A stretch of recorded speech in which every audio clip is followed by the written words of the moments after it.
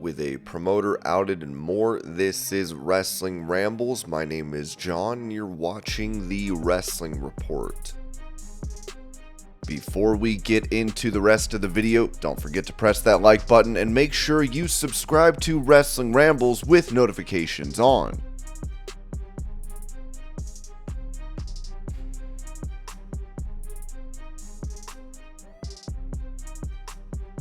Giving his thoughts on Vince McMahon as a commentator for WWE, AEW's Tony Schiavone said this on his What Happened When podcast. I go back. When you think about great commentary teams, I think Vince McMahon and Jesse the Body Ventura were one of the best commentary teams ever, just like Gorilla Monsoon and Bobby Heenan or Jerry Lawler and Jim Ross. Vince, realistically, it was his company, so he knew what to say. He knew how to promote things, so I thought he was great in this area.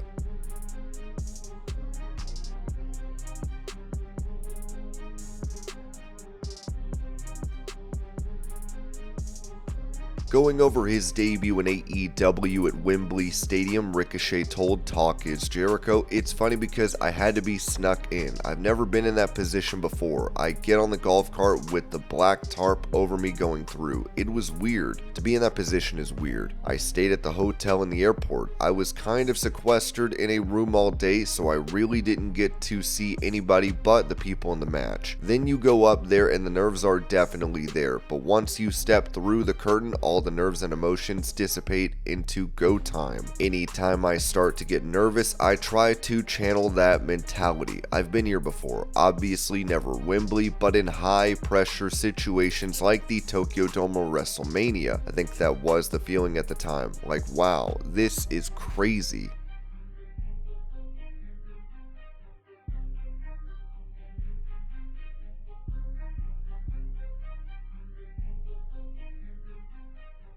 Reacting to his son Jey Uso winning the Intercontinental title on Raw, WWE Hall of Famer Rikishi said on his Off the Top podcast, "I'm a proud pop. I'm a proud family member watching everything on the sidelines and just enjoying the ride. I'm not there, but I'm riding with him. Know that I'm on the side, that I'm always rooting. I'm the #1 fan and I'm always gonna speak my mind. At the end of the day, the TV shuts off, everybody's riding and stuff, tired, aching from the night before, injuries and surgeries, but the show goes on, so I can only just wish strength and health to everybody out there that's doing it."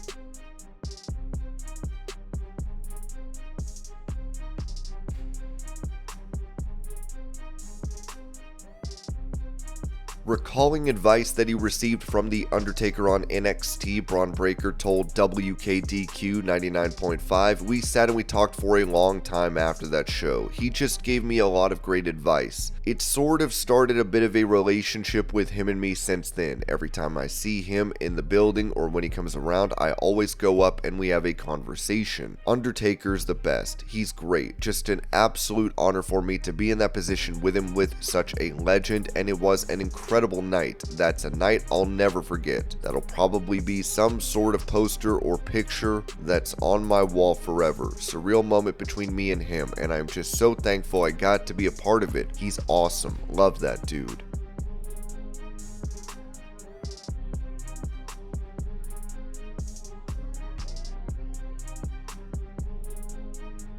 Touching on how he is doing these days, Jeff Hardy noted on Busted Open Radio, "Oh, clear-minded, to be a sober, innovative Jeff Hardy, I mean, it's almost childlike, the feeling of how it felt before I ever gave into drugs or alcohol. We were obsessed with pro wrestling. That was it. That was our main concern. That obsession became our dream that came true as pro wrestlers. So I feel like I'm back there in an older body. I think a lot more with my heart now instead of my mind. I try my best not to let my mind play tricks on me. The ice baths have been helping incredibly. I'm totally addicted to ice baths now instead of alcohol or drugs, and I love it. The first time I went underwater in an ice bath, I said, whoa, there's something. It was the strongest thing. Whoa, there's something to this. It was almost like a high of some kind. Every morning I'm in the ice bath, and that's the biggest difference, is just a clean and sober Jeff Hardy. Shoot, the moon, the sky, the stars are the limit."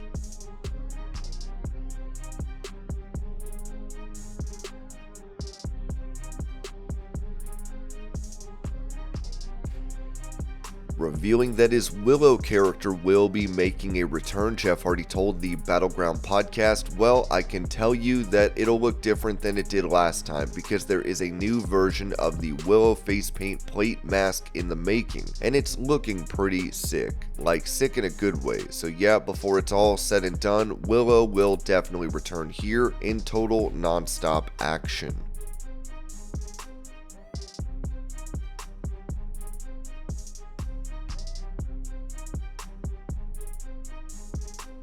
Bringing up the possibility of joining AEW, former WWE star Enzo Amore said this to Inside the Ropes. "I think a few years ago, I was in contact with them. There was a lack of interest on their end and they were bringing in big cast, and honestly, no. The answer is no. I'm doing fine in my life. You know, people know my phone number. If they wanted to get in touch with me and contact me, they could. People know that I'm a draw when it comes to television. You put me on your TV screen, I'm going to do a number at least the first day. It's on me to keep the train rolling, but I just know that it's one of those feelings where if you don't want to work with me, I don't want to work with you."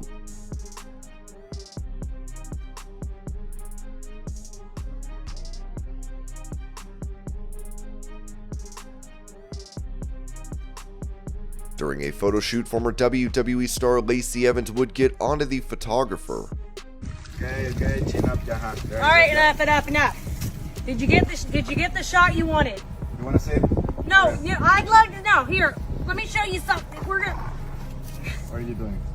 Oh my God. Every damn time we shoot, I fuck you up. messes up all my damn clothes.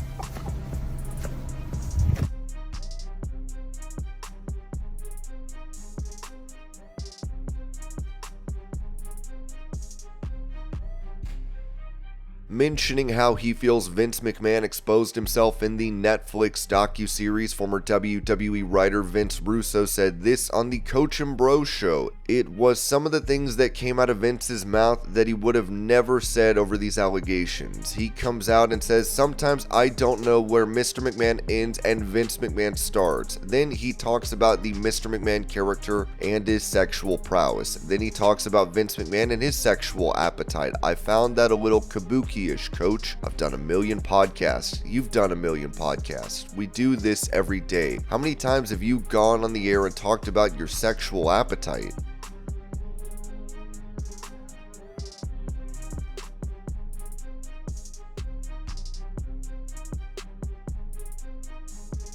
Talking about how the WWF name changed to WWE for his company due to a lawsuit from the World Wildlife Fund, Vince McMahon said this in the Netflix docuseries. "When this lawsuit was filed, we tried to fight it as we do most lawsuits. It looked like, wait, we're not going to win this thing. They had, in fact, used the initials WWF long before we did. So it changed from WWF to WWE because we were entertainment. It wasn't necessarily a good thing that we had to change our name. I didn't want to change, but you can't do anything about it. Once something is closed, you have to move on. Whenever there is a failure, and there have been a lot of failures in my life, if you allow it to fester, like I wish that would have worked, if I'd have done this, that would have worked, it'll drive you nuts. Let it freaking go and think about something positive and work at something positive, not anything that's negative."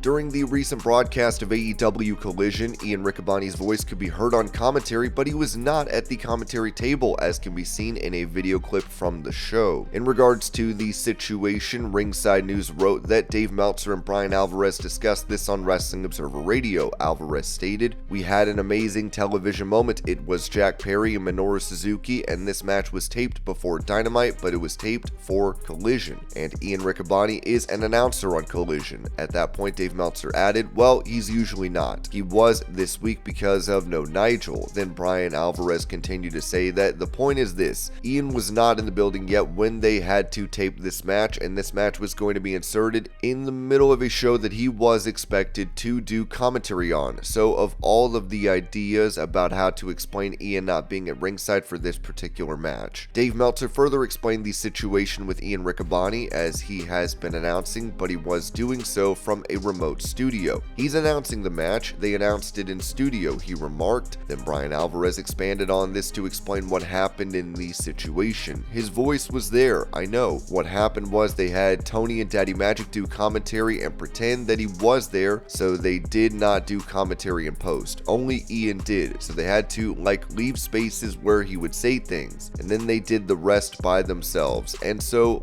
they just pretended he was there, but they would do long shots, and you could see there's only 2 announcers there. So then they start fighting over by the announce desk, and they're getting this big close-up of the announce desk, and there's no Ian Riccaboni. So apparently Tony Schiavone, just on his feet, thought he hid under the desk, and so then Ian Riccaboni, when he did the voiceover later, he starts acting like he's underneath the desk. But anyway, he wasn't there. They did the entire match pretending he was there, and they had a cover for when they got a close-up of the announcers, and he wasn't there. He was an invisible announcer.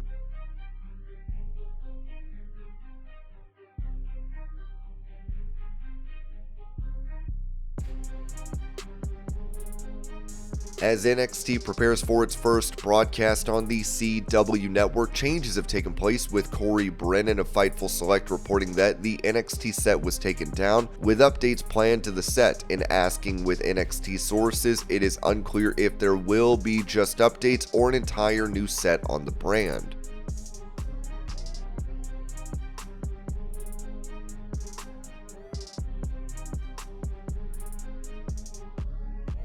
Previously, Stone Cold Steve Austin gave his thoughts on CTE, saying, "I worked for a long time. I got dropped on my head one time, I got concussed there. But other than that, I can't remember having too many concussions in the business of pro wrestling. My take on that has always been, if you're just wrestling and you got a bunch of concussions, you're probably doing something wrong. I'm not a CTE guy. I just don't believe in it." On his One of a Kind podcast, Rob Van Dam replied to this, "I remember I was surprised, and it made me wonder if that footage was outdated, because at first, the whole idea did get nothing but pushback.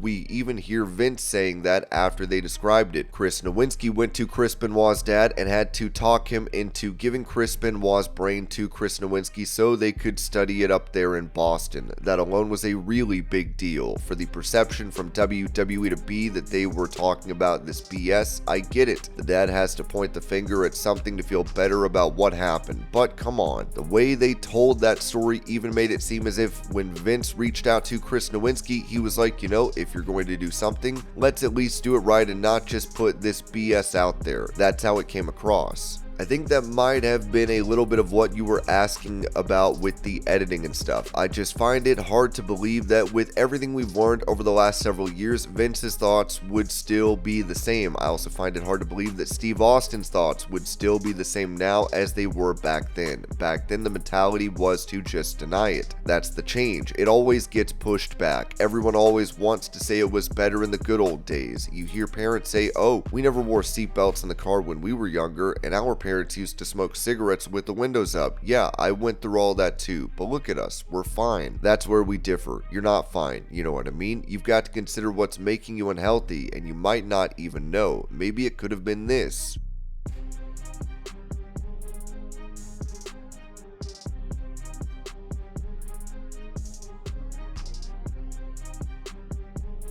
Talking about a possible WWE comeback through the partnership with TNA Wrestling, AJ Francis, formerly known as Top Dollar, told Straight Talk Wrestling, "Absolutely, but I wouldn't want to do it without Swanee. I wouldn't do it without Rich Swann." Francis began when speaking to Straight Talk Wrestling.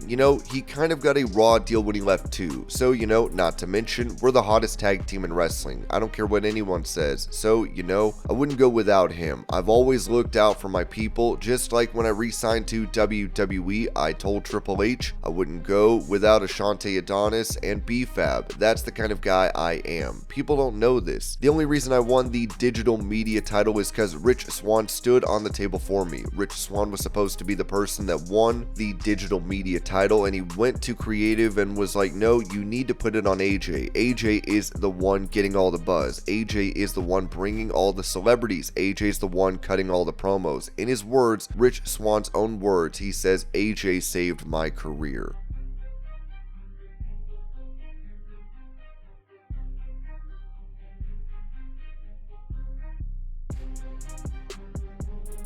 When it comes to details on a recently arrested promoter for an independent pro wrestling company, Ringside News wrote that on September 28th, Black Girls Wrestle advertised its The Blackout event featuring Maya World, Jada Stone, Kaylee Capri, Alexis Littlefoot, Cassandra Golden, and others. Fans attended the event, but no event took place. This was followed by the promoter blocking talent on social media and ignoring fans. According to Fightful's Sean Ross Sapp, the owner, Brian Detrell Tanner, is currently in jail and has been charged with sexual assault involving a victim aged 16 or 17. He is also a registered sex offender. Even more sinister details have emerged about the Black Girls Wrestle owner. The owner, Brian Detrell Tanner, who used a stage name, appears to be in jail. He was once charged with sexual assault by a person 24 or older on a victim age 16 or 17. He's a registered sex offender. Tanner currently faces charges for withhold support, non-support of children or spouse, despite claiming to be a girl dad of 3. He was booked on September 19th, and it appears that he is still incarcerated. The pro wrestling world has spoken out about this, as a topic on Reddit Squared Circle provided even more details. Black Girls Wrestle aimed to promote black female indie wrestlers. The promoter claimed to have created the company to build a brand for his 3 daughters. However, the event turned out to be a scam. The promoter sold tickets, had talent save the date, and then blocked several wrestlers a month prior without further communication. Refunds were not issued, and attendees arrived to find no event taking place. Maya World, one of the wrestlers announced for the event, tweeted, "No words. He's in jail right now, so that explains that, and well deserved too."